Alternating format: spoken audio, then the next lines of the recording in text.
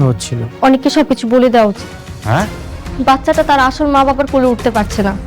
এই বাচ্চাটার জন্য অনেক আর মেঘলা আলাদা হয়ে গেছে। মনে করো তোমার আর মেঘলার যে সন্তান মারা গেছে, সে যদি সত্যি সত্যি মারা না যায়, যদি ভুলেও কখনো জানতে পারে ওর সন্তান আপনার কাছে, তাহলে ও কাউকে ছাড়বে না। তোরা তো ভিক্ষা করতে আসছিস, টাকা না দিলে এখান থেকে যাবি। কোনো কথা নেই, বের হন। আমরা বাটপার না, তুমি মাইয়াটা ভালো না।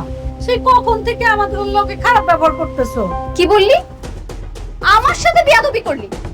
বের হ এখান থেকে, বের হ। আম্মা, আম্মা তুমি ঠিক আছো? আম্মা, ও মা, তুই আইসোস? সেই কখন থেকে এই মাইয়াটা আমাদের লোকে খারাপ ব্যবহার করতেছে। এমনকি ফকির মনে করে আমাকে ভিক্ষা উঠিছে। নেন। বেয়াদব মেয়ে, তোমার এত বড় সাহস, তুমি আমার আব্বা আম্মার গায়ে হাত তুলো। আসলে কোথা থেকে ভিক্ষুক এসে? ফকির?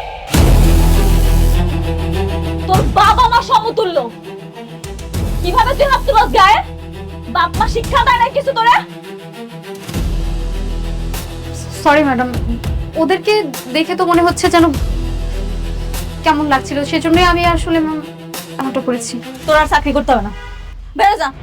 আমার অফিস থেকে তুই বাইরে যা। না না, সরি সরি ম্যাম, আমাকে চাকরি থেকে বের করবেন না। এইবারের মতো আমাকে মাফ করে দেন প্লিজ ম্যাম। আমার অফিসের রুলস হলো চাকরি করার জন্য ভালো ব্যবহার দরকার। আগে ভালো ব্যবহার শিখবি, তারপর চাকরি করতে আসবি। যা। সিকিউরিটি, সিকিউরিটি, ওনারে বাইর করে দেন। না না না ম্যাম, লাস্ট টাইম এমন আর কখনোই হবে না প্লিজ। আসলে ম্যাম আমার কথাটা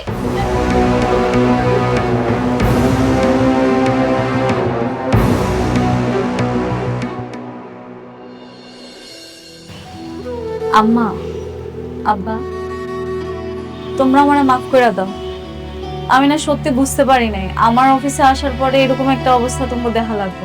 না রে মা, আমাকে তো চিনতে পারে নাই, মাপ তো আর কি আছে। হ্যাঁ, তারপরও সব দোষ আমারই। আচ্ছা ঠিক আছে, চলো আমরা কিছু ভাবুনি, আসো।